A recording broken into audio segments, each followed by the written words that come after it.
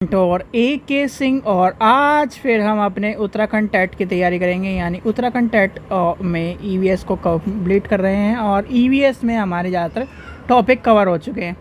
आज हमें क्या देखना है कि जो परीक्षा की दृष्टि से कहीं ना कहीं आपके एग्ज़ाम में महत्वपूर्ण रहते हैं, जैसे कि आपके स्टेट टेट्स में आपसे पूछे जाते हैं कि आपका परिस्थिति तंत्र किसका शाब्दिक अर्थ यानी कि कहाँ से आया, सर्वप्रथम किसने प्रयोग किया। तो इस तरह के जो क्वेश्चन हैं जो आपके स्टेट टेट में ज़्यादातर आपको देखने को मिलते हैं, जैसे कि आपके स्टेट टेट, यूपी टेट हो गया, एमपी टेट हो गया, उत्तराखंड टेट हो गया, तो वहाँ पर आपको इस तरह के क्वेश्चन देखने को मिलते हैं। सी टेट में आपको क्या है, पैडागोजी और कहीं ना कहीं आपकी एनसीईआरटी से रिलेटेड क्वेश्चन मिलते हैं।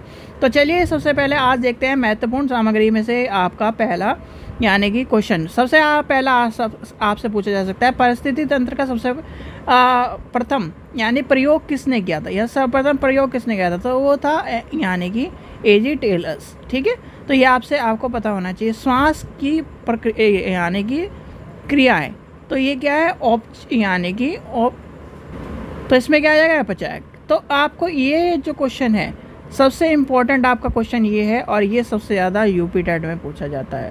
ठीक है, तो इसलिए कहीं ना कहीं आप उत्तराखंड टेट वालों को भी मैं बता रहा हूँ, ध्यान रखिए किस प्रकार के रंगों में प्रकाश का संश्लेषण होता है, यानी कि लाल और नीला।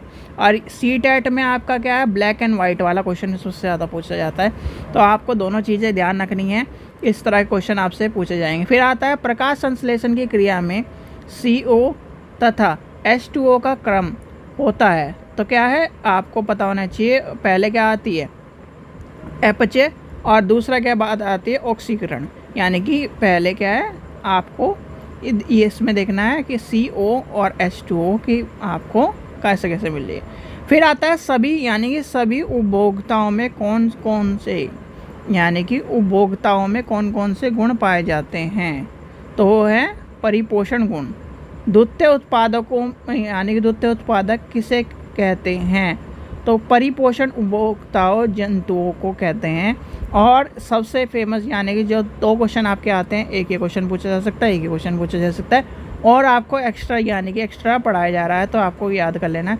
फिर आपसे ये क्वेश्चन पूछा जाता है कुछ जंतु शाकाहारी है तो कुछ जंतु क्या हैं यानी कि मांसाहारी होते हैं, तो क्या कहलाते हैं, तो वो होता है सर्वभक्षी। आपसे तीनों चीज़ पूछी जाती है कि नाम दोनों क्या है, दोनों हैं वो क्या हो गया, और सिंगल है तो वो क्या हो गया सर्वहारी, यानी कि क्या है यानी कि एक तरह से शाकाहारी मांसाहारी और दोनों को करता है वो सर्वभक्षी। ठीक है, इस चीज़ का ध्यान रखना। प्रकृति यानी प्रकृति का महत्तर। ठीक है, तो फिर आता है प्रकृति के महत्व किसे कहते हैं, यानी कि घटक और कावक को। फिर आता है आपसे एक क्वेश्चन पूछा जा सकता है किसानों का मित्र कौन है, तो किसानों का मित्र आपको पता होना चाहिए आपका केंचुआ हो जाता है, तो कि वो भी कहीं ना कहीं आपके इम्पोर्टेंट क्वेश्चनों में से एक है। फिर आता है यानी कि जैवीय और अजैवीय घटकों संबंधित स्थापित, तो है अपघटक, यानी कि अपघटक आपको देखने के लिए मिलता है। किसी भी परिस्थिति तंत्र में एक निश्चित समय में अजीविक पदार्थों की मात्रा को कौन कौन सी संज्ञा प्रदान की जाती है, तो है खड़ी अवस्था यानी कि स्टैंडिंग स्टेज। खाद्य श्रृंखला में ऊर्जा का प्रवाह किस दिशा में होता है, मोस्ट इंपॉर्टेंट क्वेश्चन है, कई बार पूछा है, एक ही दिशा में होता है, इस चीज़ का ध्यान रखना। एक पूर्ण समुदाय के सभी जीवों में संबंधित यानी संबंध स्थापित करता है, तो है खाद्य जाल। खाद्य जाल वाला क्वेश्चन आपका इंपॉर्टेंट है।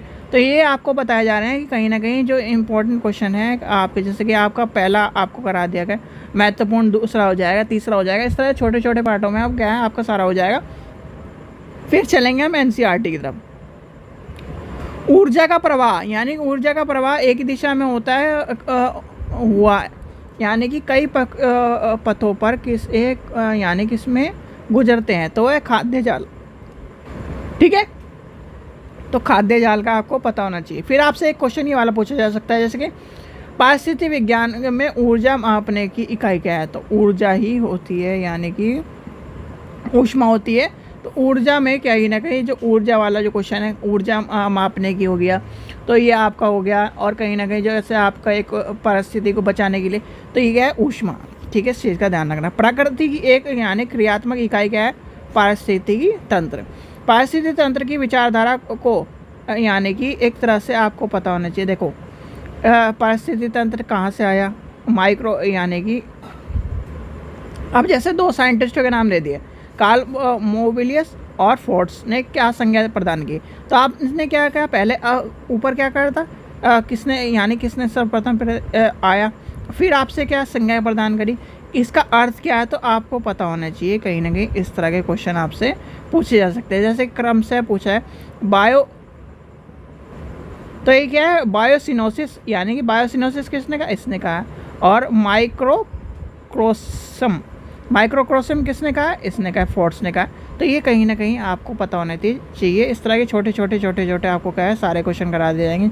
जैसे कि ये क्वेश्चन आपसे पूछे जाते हैं इस तरह के, तो ये कहीं ना कहीं जब आप सारे कर लोगे आपको कहीं ना कहीं, अब इसके साथ देखो छोटी छोटी चीज़ें हैं यानी कि महत्वपूर्ण क्वेश्चन है। अब आपकी कहीं ना कहीं एनसीईआरटी स्टार्ट कर दी जाएगी, यानी कि ये एक्स्ट्रा में रह जाएगा। अब आपका मेन में एनसीईआरटी की किताब शुरू हो जाएगी, क्योंकि मेंस जो थे हमारे यहाँ तक थे, कहीं ना कहीं मेन जो हम पेडागोजी पढ़ रहे थे वो यहाँ तक थी।